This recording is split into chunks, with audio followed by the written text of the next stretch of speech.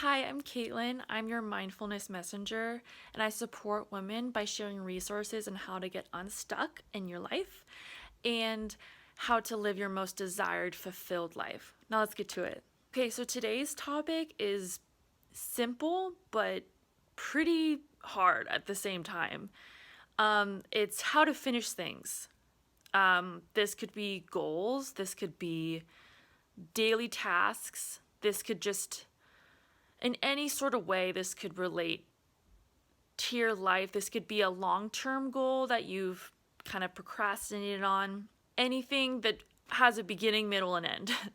And I'm going to give you a couple of ways to just finish the dang thing. First off, I highly recommend setting little goals. I actually do this. I ended up doing weekly goals, and it'll be like bullet points of things I need to get done. And it's usually like on a Wednesday or Thursday, I'll have it and then have it due by the next Wednesday or Thursday. And this could be anything from up to like 4 to 8 bullet points. And they don't have to be big at all. That's what's like amazing about these weekly goals. They could be just like steps and moving into the direction. So it could, for example, if you're writing a book, it could be like researching a little bit more of what you like to do, what you're interested in. It could be writing 10 minutes a day or 30 minutes a day. And you can even pick days. You can even do like 2 or 3 days out of the week. It doesn't have to be like a full 5 or a full 7. It could also be like learn a little bit more about outlining or plotting. So very simple tasks that they could stretch a little bit, but you know that you'll get them done. It's not this like big monster that you don't really understand what to do. It's easy. It's very easy. So my second suggestion is doing like the 10 minutes or 30 minutes. Those chunks seem so small.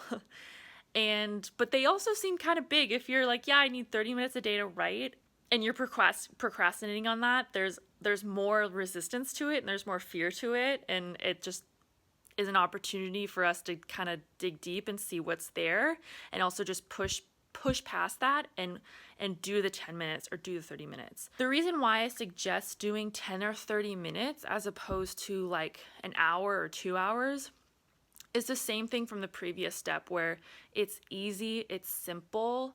You're not giving yourself so much to where you're in paralysis and you're stuck, and it's the last thing you want to do, and you kind of return to the cycle of where you're at before, where you're not able to get it done.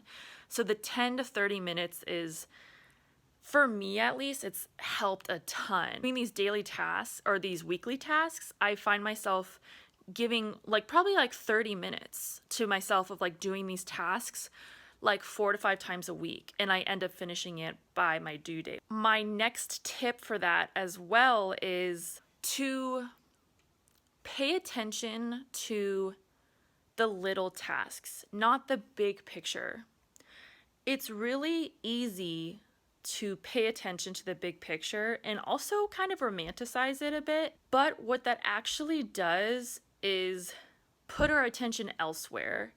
And also, we're kind of stuck in our mind a bit when that happens. It's a little bit harder to be actively doing the task when we're up here. That also kind of hinders us because we're in the planning stages and we're kind of thinking about it when we're not actually doing it.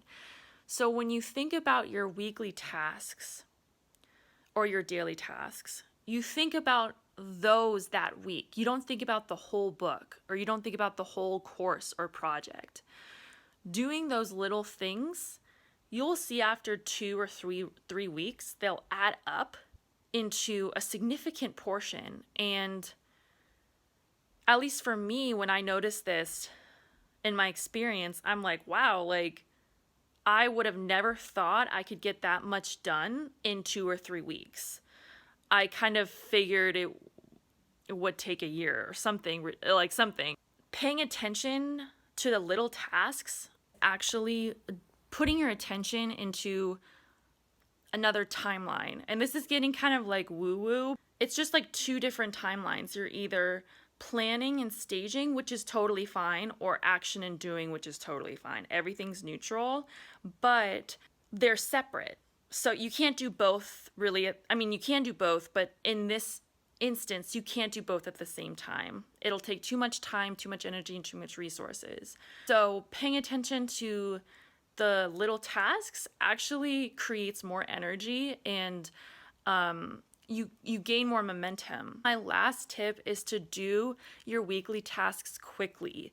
Not in the sense of like being rushed, but if you set your goals on Wednesday, I would start in my experience, I've started a little bit on Wednesday and Thursday morning. That way you have the momentum of like excitement and drive and action. Also doing those action pieces by like the weekend, you could already be done with half the things that you need to do. Doing these little tasks earlier on allows you to not get in your head and to not overthink. Paralysis has stopped me from doing a lot of things, and things I secretly wanted to, but paralysis has convinced me not to. It's kind of a bitch, paralysis. So avoiding that altogether, plus creating momentum and excitement just from you doing your own actions, is just, it's like a winning combo. When you don't overthink, there's also not as much meaning.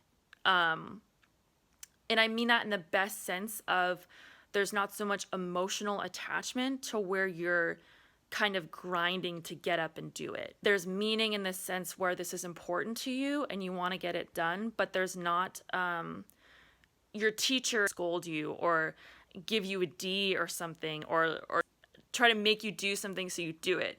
That kind of like teacher / like whisper in your ear is not there. And so it's honestly a joyful experience. So these are the couple ways that can help you finish things and complete things. Thank you so much for listening, and I hope this helps.